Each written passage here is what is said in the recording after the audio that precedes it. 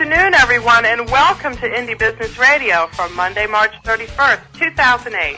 I'm your host, Donna Maria, and you have arrived at the one place where we empower you to enjoy your life, build your business, and have your way. Today's show is sponsored by Savannah Black, offering raw shea butter direct from Ghana. Also, look out for Savannah Black's Black Soap, direct from Africa, coming soon. For details, visit www.savannahblack.net.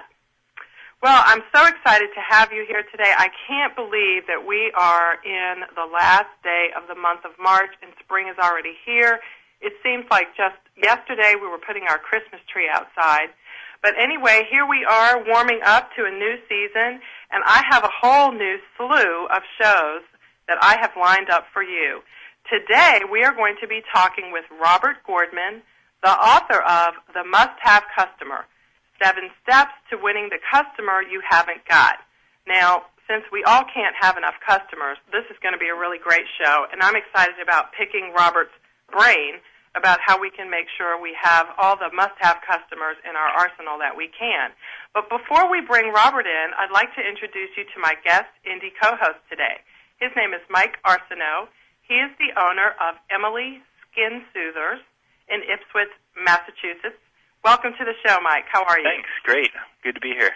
Well, it's great to have you. Now, tell us a little bit, Mike, about your business. I have to say that I have such a soft spot in my heart for Mike, not only because he's a member of the Indie Beauty Network, but because he has pictures of his daughter plastered all over his website, EmilySkinSoothers.com. Tell us a little bit about how you started your business, Mike, and how your daughter figures in there.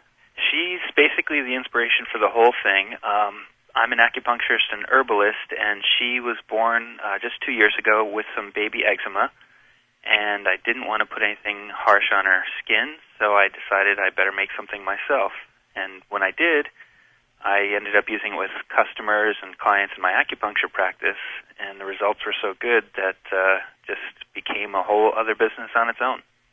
And did you plan it that way from the beginning, Mike? Not at all. I just had to make something very simple and effective for her, and because we saw such good results with her, I used it with my patients, and some people were coming back with crazy results talking about, getting off of topical steroids that they've been on for years and so on and so on.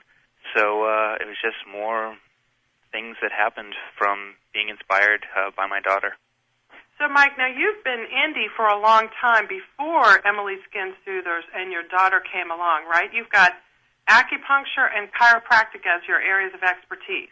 Yeah, acupuncture and herbs, not chiropractic, but I work with a lot of chiropractors. I'm sorry, I don't know where that came from. That's okay. They're closely related. Take us back into, your decision to go into business for yourself. I'm sure you had, opportunities to work for other people to showcase your expertise, but you decided to have your own business. How did that decision come about? Mm-hmm. Yeah, I took it very gradually myself. I was a community college professor before, and got into acupuncture as a patient, was intrigued by it, really fell in love with the whole art and history of it and the effectiveness. So I went to school while I was still a community college professor, and then I built my practice part-time while I was a professor still. And when it came to a point where I was able to make the leap, I jumped into another position with a hospital part-time, kept my private practice, and left teaching just after getting tenured. Oh, wow.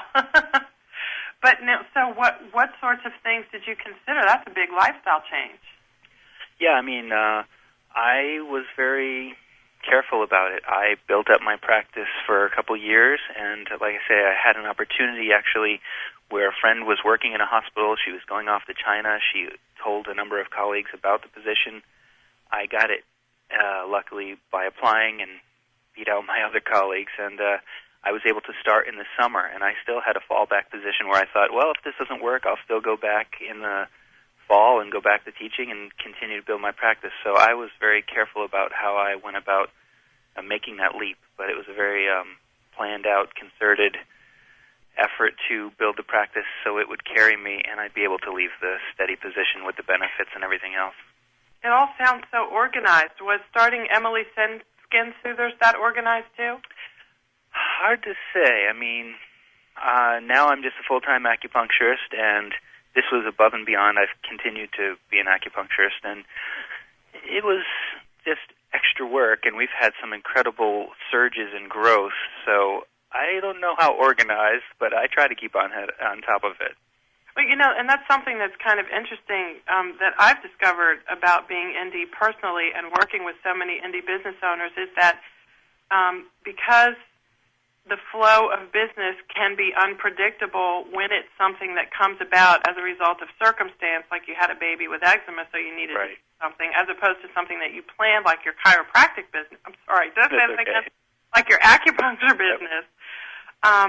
You really do have fewer options sometimes in terms of planning out every step. Absolutely. I mean, I definitely have plans and goals and visions, but sometimes things just hit you and you have to respond, and it's pretty exciting and wild. And I've definitely cut back on sleep at times, and I've missed family vacations at times, so it's been interesting. Yeah, well, having a baby will cut back on sleep already, and then starting a new business cuts back on sleep more. So how do you and your wife kind of handle all these changes as a couple, as a family? I think we've just been excited, and it's been fun. Anything with the baby, I could care less if she keeps me up. It's just fun to be with her. Right. And then this stuff has been pretty rewarding and exciting.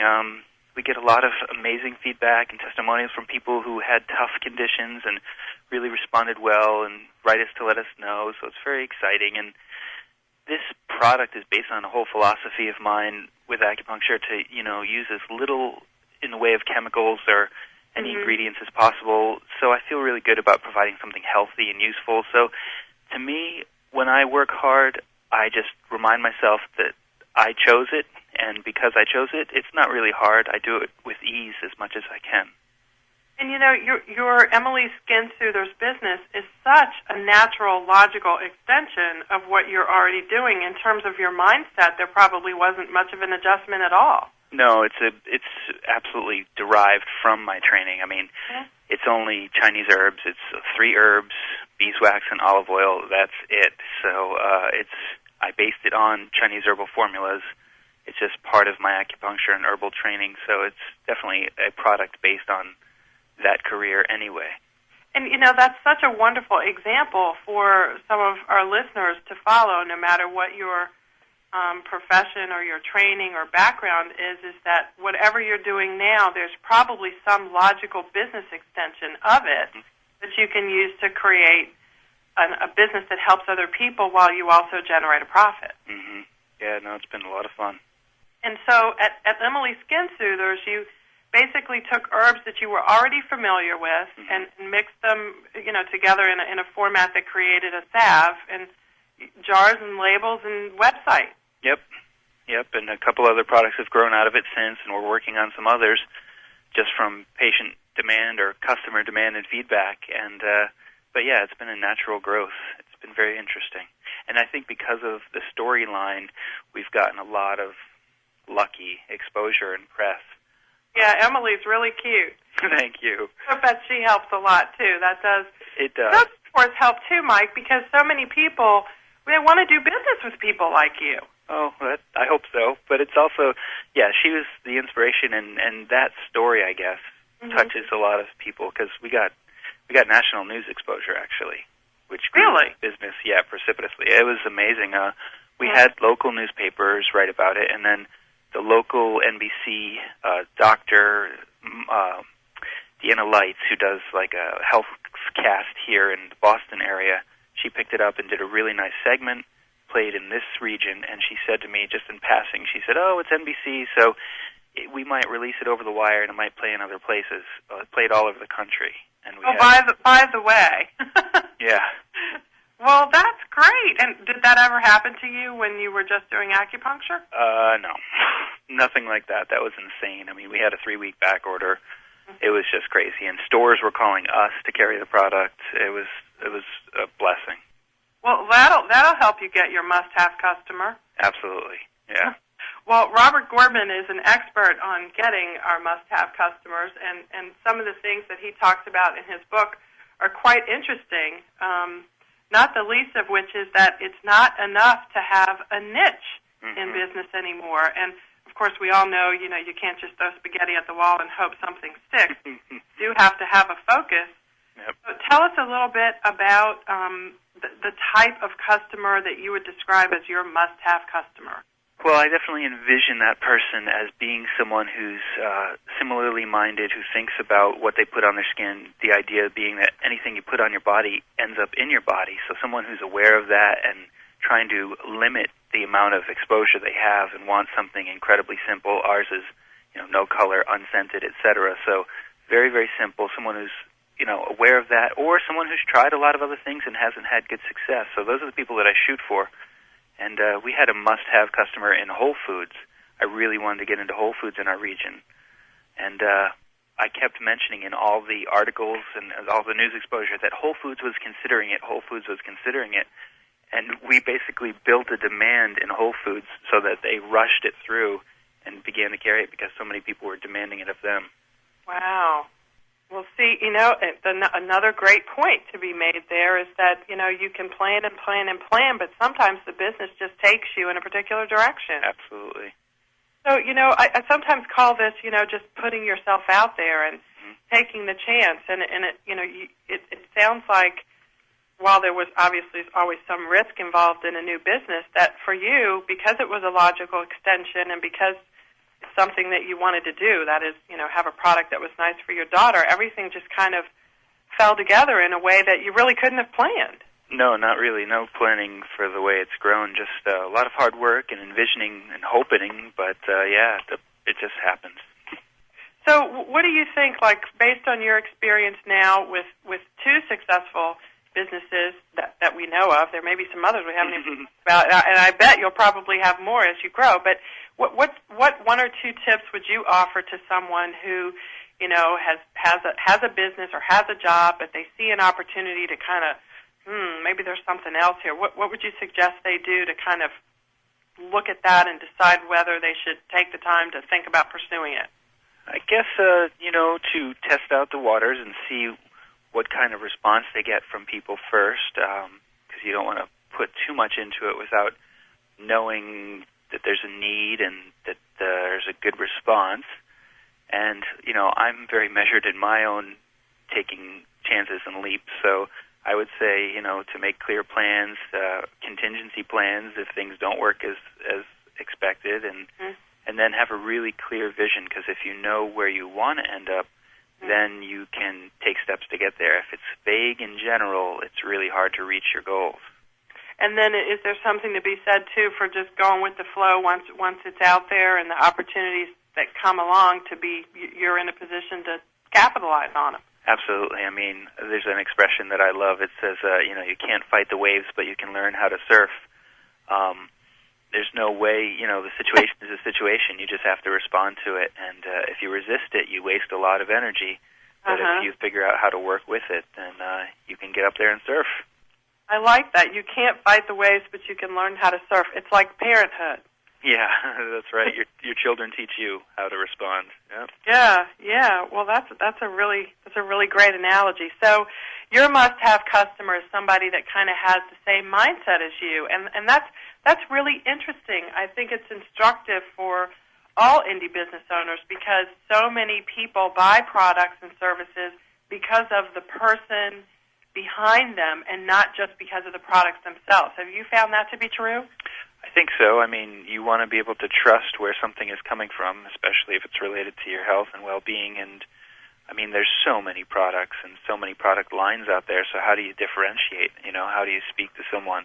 Well, if they're thinking or believing the same thing as you, it's easier to get your point across. Yeah. Well, you've got a great story, and I got to tell you, that picture of you and Emily together, I know I may have be thinking about one that's kind of dated, but sign me up for some skin-soothing salve. Thank you. After taking a look at that touching photo, we're going to come back after our first break and talk with Robert Gordman, the author of The Must-Have Customer, 7 Steps to Winning the Customer You Haven't Got. This is Indie Business Radio. We'll be right back.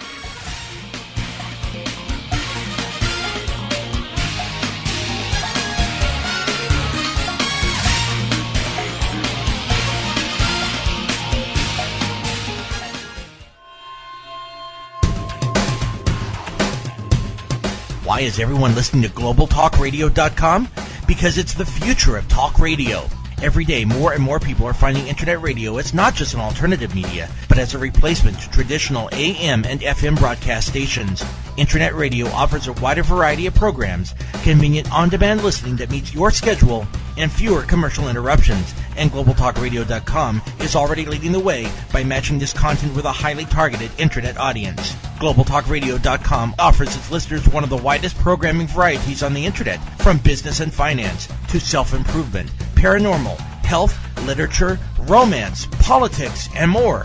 There are also opportunities for prospective hosts who would like to host their own weekly or one-time talk shows.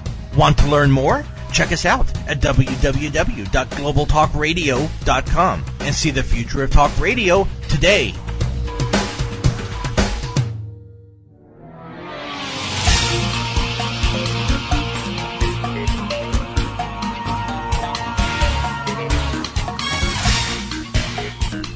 Welcome back to Indie Business Radio, where we empower you to enjoy your life, build your business, and have your way. I'd like to tell you guys that next week, Monday, April 7th, my guest is Susan Harrow of PR Secrets. She's also the author of Sell Yourself Without Selling Your Soul, and she'll be here to talk with us about the art of blowing our horns. And, of course, you got to do quite a bit of that, or at least have someone to do it for you when you are in business for yourself. Well, today's guest knows a lot about that, and he also can share with us not only how to blow our horns, but how to use our horns to get the must-have customers that we need to be successful. Robert Gordman is the author of The Must-Have Customer, 7 Steps to Winning the Customer You Haven't Got. He is the president of the Gordman Group, a consulting firm that works with senior management of Fortune 500 companies and also indie business owners, too, because he's on our show. Bob held executive management positions in various companies for 20 years. He served for 5 years as senior consulting partner for the Gallup organization, specializing in strategic planning, and he is a member of the Gallup Management Hall of Fame. Welcome to Indie Business Radio, Bob. Pleasure to be here. Now, Bob, tell us a little bit about your background and how you started the Gordman Group and what your background areas of expertise are. Well, I grew up in the retail business and spent 26 years in that industry in various positions. The company I was with was doing about $6 million when I started there, and when I left, the organization was doing over $300 million. And went into consulting about 18 years ago, started with Gallup, as you covered in the introduction, and then about 12 years ago started the Gordman Group. And our group is unique in that all of our consultants are former senior executives of corporations, so they not only are smart people, but they're smart people with 25 and 30 years of experience. Mm-hmm. Wow. Well, I've been to your website, and I can see that you do have quite a collection of really fantastic associates there. And so I congratulate you on that, and thank you for coming to share with us some of your expertise that you've garnered over the years. I'd especially like to focus on something that your book talks a lot about. Actually, you have more than one book that talks a lot about this, and this is the sweet spot of your business. Tell us, Bob, what is the sweet spot? Well, it's a really interesting concept, and I think one of the examples that everybody relates to is Starbucks. And, Starbucks, of course, is a coffee shop, and there's many places that sell coffee. You can practically buy coffee in every other store in some version. But the vision of Howard Schultz was not just to have a coffee store, but to create what he called the third place, which is if you're not at home, which is where you spend most of your time, or you're not at work, where you spent the second most amount of your time, he wanted Starbucks to be the third place. So instead of just opening another coffee shop, he opened Starbucks and created a total experience for the Starbucks customer. So what he's really done is taken Starbucks out of the coffee shop business, and it doesn't make any difference who's selling coffee anymore, because if you want that total experience of Starbucks, there's only one place to get that. So essentially, he's built a sweet spot around the third place, and coffee just happens to be the product. We're talking with Bob Gordman, the author of The Must-Have Customer, 7 Steps to Winning the Customer You Haven't Got. If you have a question or comment about the sweet spot of your business, do join us, 800-773-0355. So, Bob, one of the things, dovetailing with what you said, that your book talks about, too, is that it's just not enough to have a good product anymore.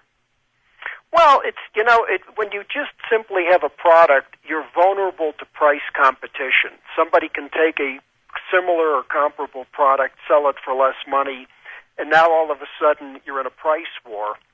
When you've thought through the sweet spot and you've created a sweet spot, you take it out of that rat race, just the way Starbucks has taken the price of a cup of coffee out of the coffee competition, because you're selling something much greater than that.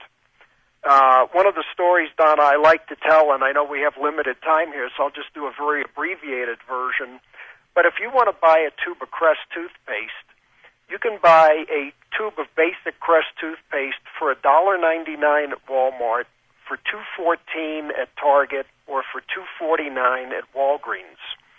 And it's identically the same product. They're selling it at 3 different prices, and in many cases on the same street corners all over America. But Walmart has built their super sweet spot around price, and everything they do in their corporation is designed to support a price sweet spot by keeping costs down. Target's done it around hip and cool, and people will pay a few cents more to shop at Target. And Walgreens has built their super sweet spot around convenience, and they can charge the highest price of anybody, but if time is a valuable commodity to you, which it is to many, many people, you'll simply run in and buy the item at Walgreens. So here's a highly visible product being sold at 3 different prices, virtually on the same street corner, and you've got 3 different retailers with 3 different sweet spots surviving and doing very well. Right, and then when they put those products on sale and lower their price, I know Walmart doesn't do that much, but the other 2 do, put the products on sale and lower the price anymore, then it basically depends on their ability to sell you other stuff once you're in there to buy the toothpaste. Absolutely, but still, the price-oriented customer is going to go where the lowest price is, and if somebody is driven by convenience and time, paying 50 cents more isn't going to make any difference to them. So it's really about what is the total experience, and in Walgreens' case, it's convenience. Everything they do in their company is about making sure they're in stock and having a great selection of product on the shelf, and price has become absolutely a non-issue in their business. So your sweet spot boils down to finding your niche, so to speak, and then sort of slicing and dicing it down to its lowest common denominator and then aiming at it. Well, I tell you, Donna, I like to kind of explain that in a slightly different way, and that is it's about deciding who's the customer you want to serve. In the case of Walgreens, it's the convenience-driven customer, and learning everything you can possibly learn about that customer that's important to them, and then delivering that within the business model. So within Walgreens, with a convenience model, it's stores that are easy to drive up to, and by the way, they pay the highest rents in the retail business just to be on the best street corners. Right. It's about being in stock and never out of stock, and they have a whole distribution model that supports that. That's very expensive to operate. And ease of in and out. So everything they do is about convenience, and because they've studied the customer that's convenience driven, and they've learned what their rules are. And they do have drive-thrus. Oh, and they have drive-thrus, and they have convenience foods in the store, so you can pick up a Coke or whatever it is, but they have really studied the customer. They've done the research so that they know more about the convenience-driven customer than anybody, and that's who they serve. They're not worried about Walmart's customer. They do not care about Walmart's customer or what price Walmart is selling something for, because the motivation is completely different for that customer. And then these exercises translate into landing your must-have customer, which is, as you say in your book, you talk a lot about that being more than just satisfied customers. Absolutely. You want to have customers that love you and are passionate about you, which again takes you further out of that price competitive model and worrying about what somebody else is selling the service for. And by the way, this applies to every industry. It's got nothing to do with just retail. In our book, The Secrets of the Super Sweet Spot, which we've just released, I mean, we talk about individual stockbrokers. We talk about a doctor who has done it in his practice.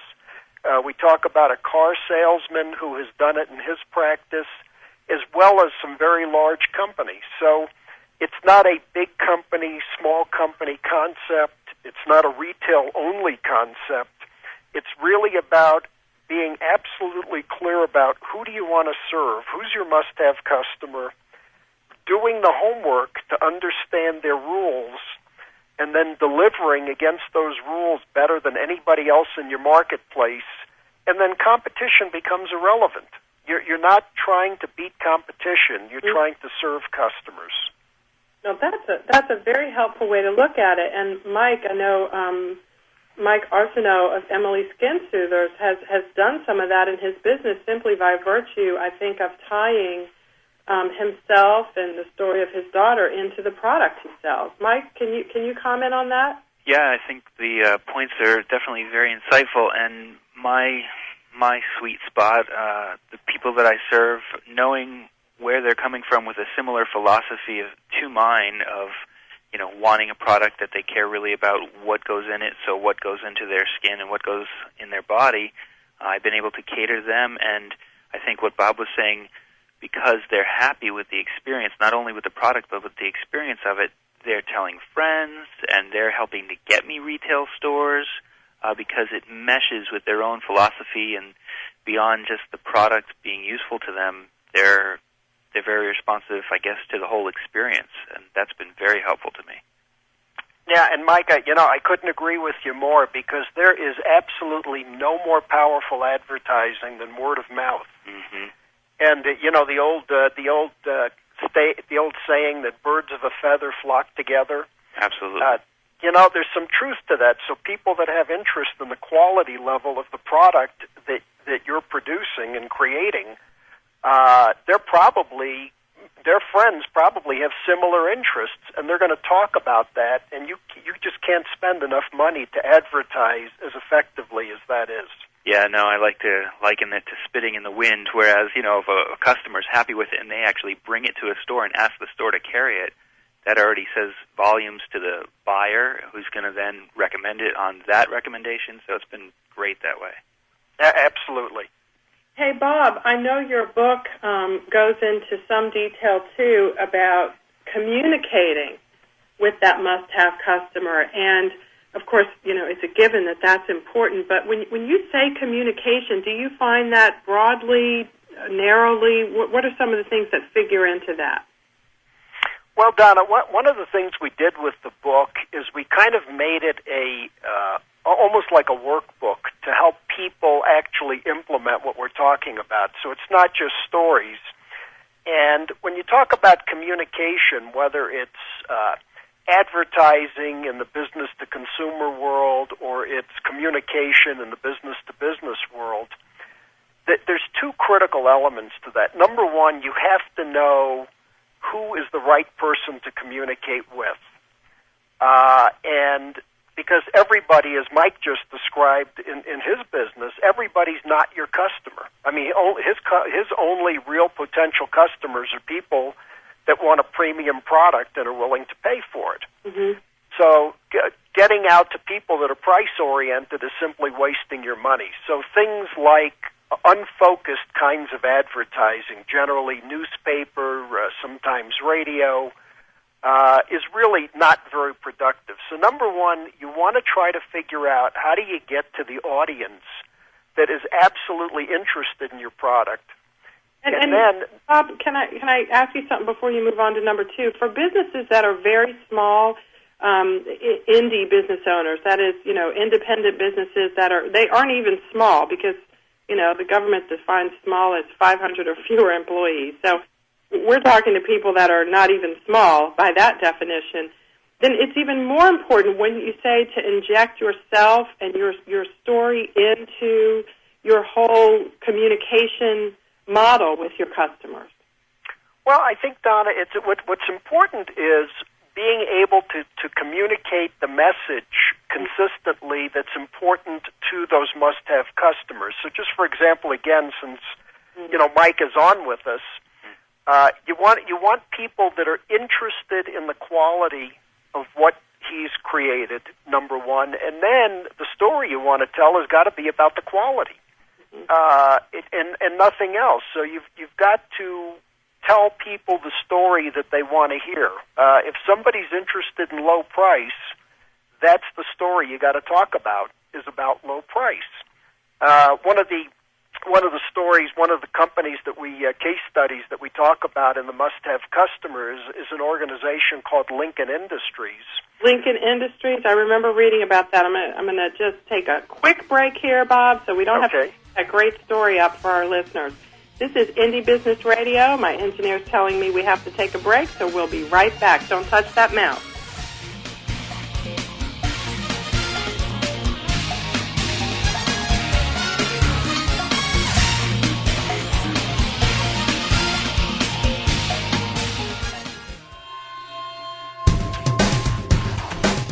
Want to stay on top of what's new in the radio industry? Sign up for a free subscription to the Future of Talk Radio, available exclusively to listeners of globaltalkradio.com, and find out what's new in the world of online radio.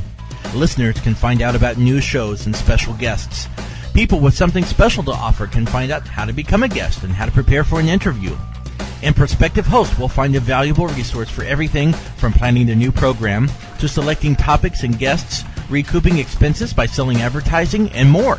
Sign up today for your free subscription to the Future of Talk Radio by visiting www.globaltalkradio.com and learn about the future of talk radio today.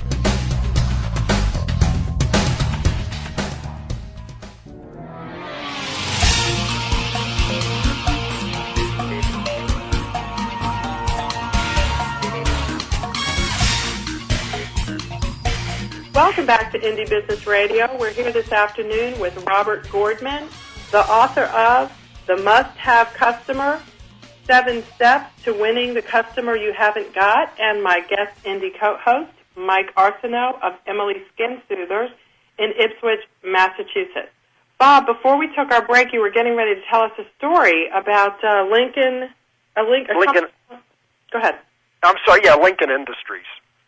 Yeah, the story, Don, is kind of interesting because when I started working with them 16 years ago, this was a company with 40 employees and today has over 600. And what they did was they had a business, they were in the plating business, but a very good quality plater. And what they've evolved to is a company that actually produces finished parts for companies that appreciate high-quality products. So their largest customer is Harley-Davidson. So the next time you see a bright, shiny Harley go down the street, Lincoln Industries is making all those beautiful chrome parts. Mm-hmm. So they've moved from a commodity business, which was plating, into a super sweet spot, which is large productions of high-quality finished parts. And have basically completely changed their business, and their business has grown 15 times in 15 years. So it's just an example of, regardless of the industry, how companies can transition from being in a product-only business, as you think about it, into a super sweet spot. And Bob, I understand that one of the things your business focuses on, or even the major thing it focuses on, is helping people take the specific steps that the Lincoln Company, for example, did over a 15-year period to basically be 15 times larger than it was 15 years ago. Right. That's really the focus. Our whole focus of what we do is helping companies produce sustained, profitable growth. How do you grow every year and do it profitably?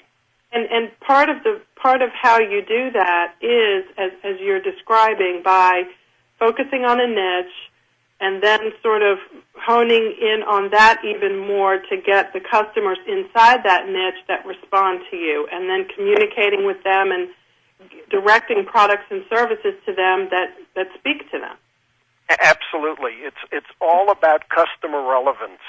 And so over a period of time, Bob, I mean, I know Lincoln, did it over 15 years. That sounds like a long time. It's really not in the life of a business. But in terms of, like, the steps that you have to take, I know there's many, and I know that it seems like your book contains, basically step by step. But what are some of the big things that businesses need to do, particularly if they're strapped for cash, like most indie businesses are?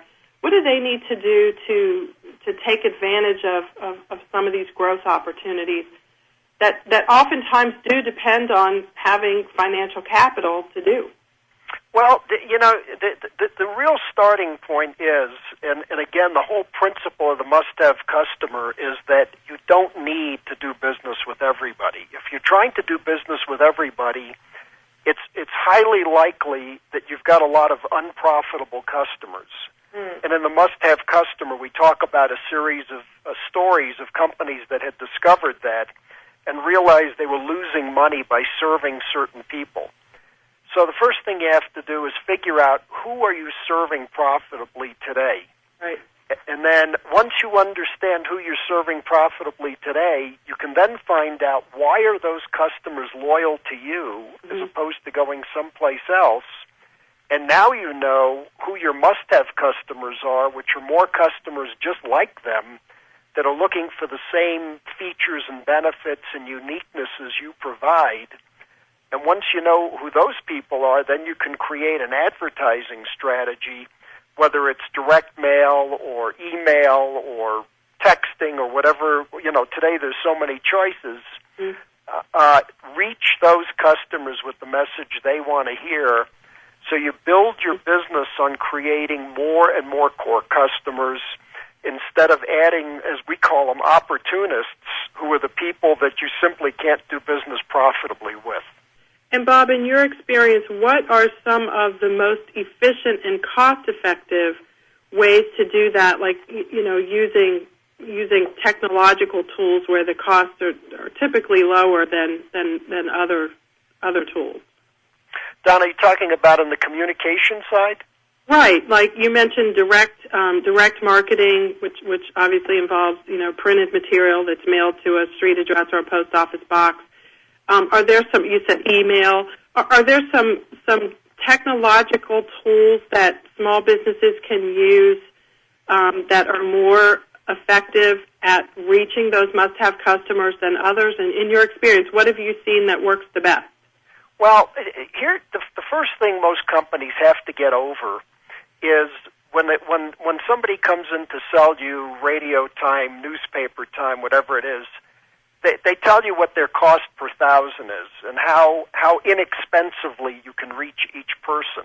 Okay. But if you're reaching a lot of people that are not interested in your product, you're wasting a tremendous amount of money. So the thought that once you figure out who you want to reach, now you know that you need to reach less people. You don't need to get the message out to everybody in the world. So now you focus on less people and you spend more money per person reaching those must-have customers. So specifically, they deliver the profit to you.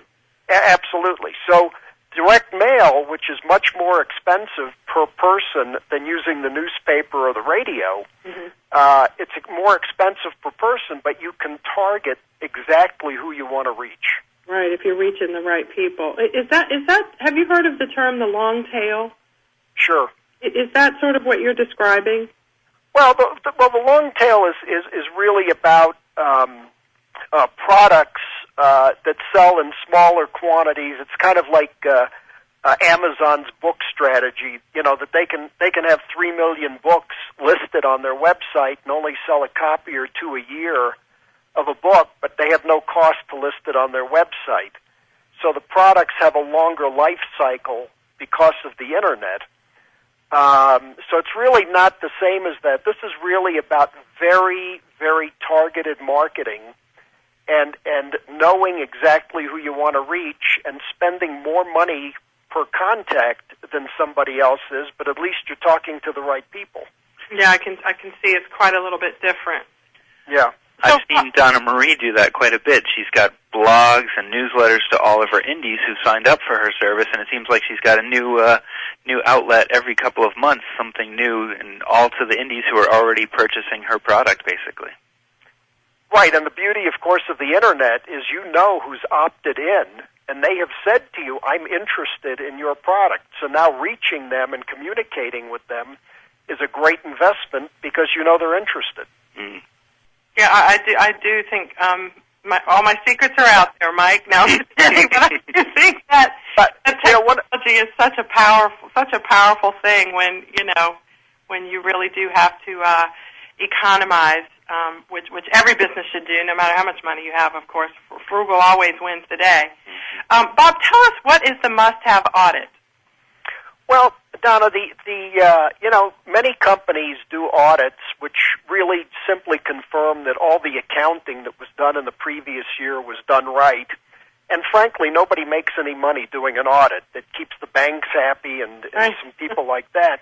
But it doesn't do anything for your bottom line. And in the must-have customer, we talk about the must-have audit, which is really auditing your future, not your past.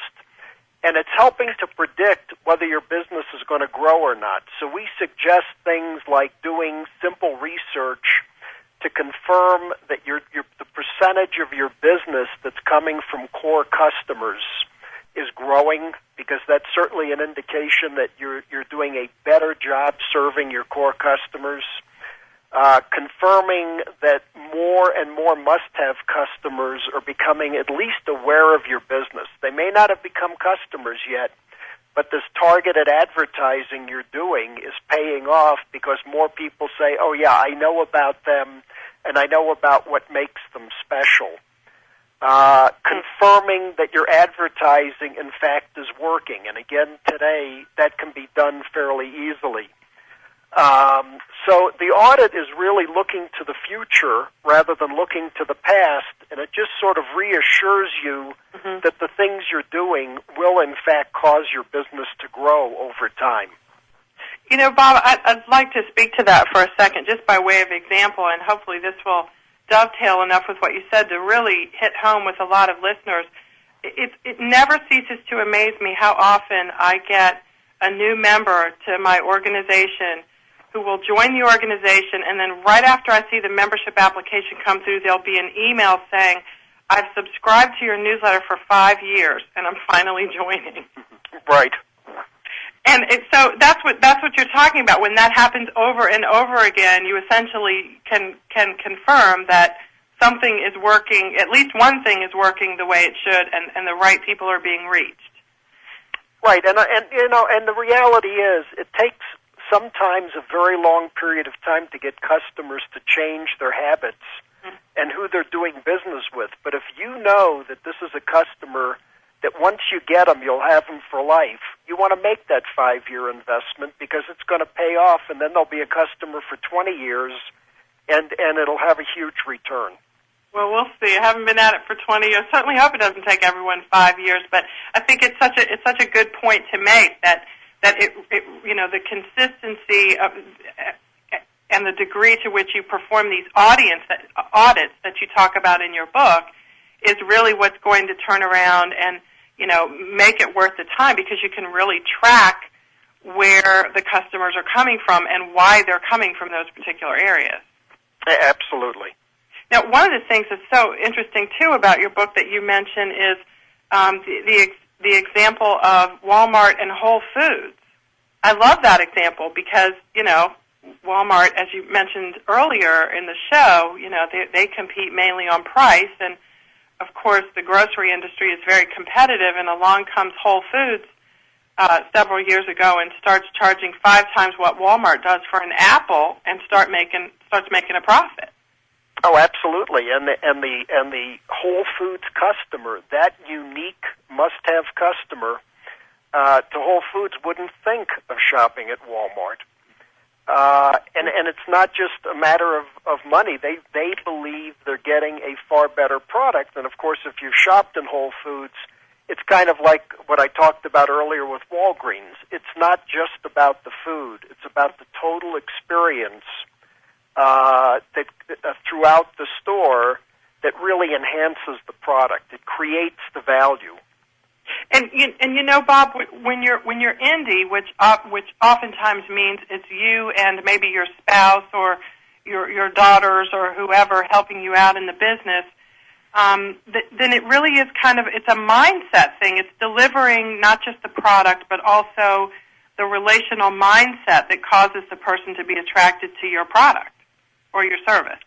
Oh, absolutely, and that's why, Donna, it is so important that once you make this decision as to where you believe your sweet spot can be, that you talk to customers to find out what is important to them relative to the sweet spot. Again, just using Walgreens as that example with convenience.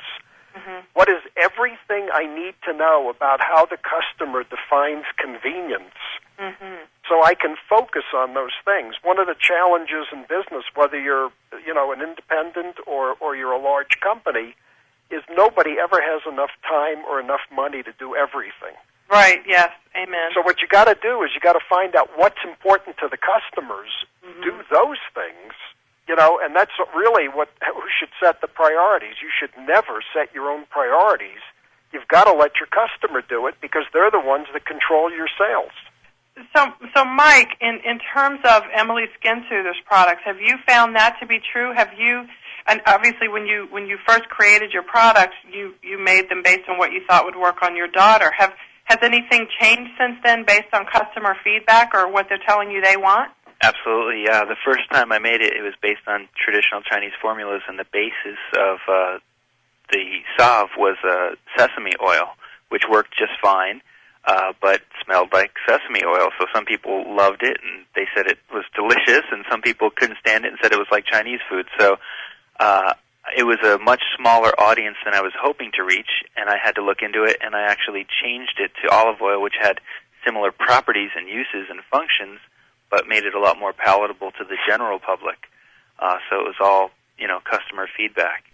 And people, I would guess, more people in general are familiar with olive oil than sesame oil. Yeah, it's a lot more palatable to them. And then, of course, my products are geared towards very sensitive people, and for people who have nut sensitivity, sesame was a no-go also. So I had to kind of rethink things when I was getting feedback. Though it worked for my daughter, it was the initial formulation. I said, well, this isn't going to work with a wide market, so what'll make it more palatable but still just as effective?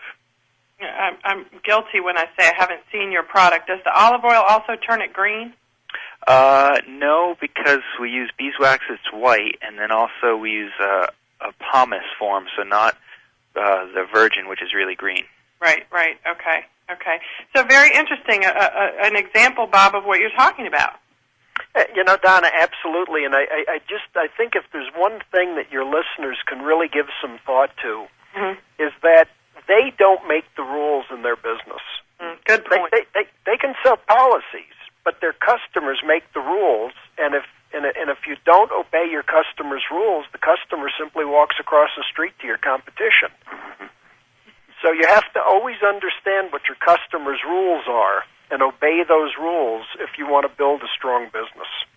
That's such a good point, and when I talked with a woman not too long ago who had started making some wonderful bath and body products, and she loved the fragrances, but her customers were not buying them.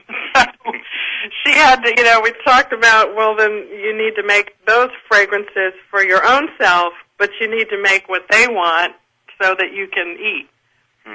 Yep, if you want to win, you play by the customer's rules.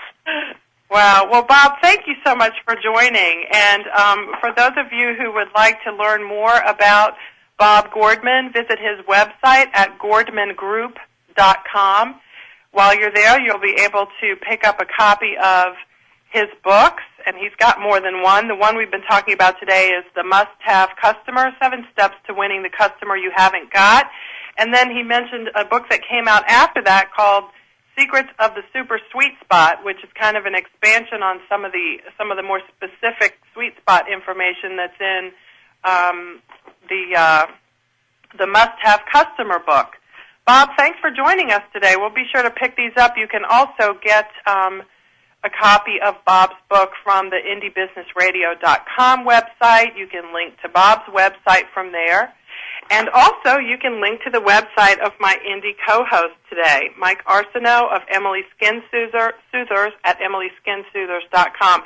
Thank you, gentlemen, both for joining. I'm glad that you were here today. I want you guys to know that on April 7th next week, Susan Harrow of PRSecrets.com will be here to share what? PR Secrets? That's right. This woman has been all over the country crisscrossing it. I've counseled with her personally to help prepare for some media appearances. She's fantastic, and an hour with her is well worth our time. I also want you to know that Thursday, April 3rd, this week, my group coaching starts for April. We're going to kick off The Riches Are in the Niches. That's our topic for this month. And, of course, we did blogging for March, and we did email newsletter marketing for February. And this is one of the things, Bob, that my members are telling me that I have to continue. So I'm going to continue it. I hope you guys will join me next week for another edition of Indie Business Radio. In the meantime, enjoy your life, build your business, and have your way.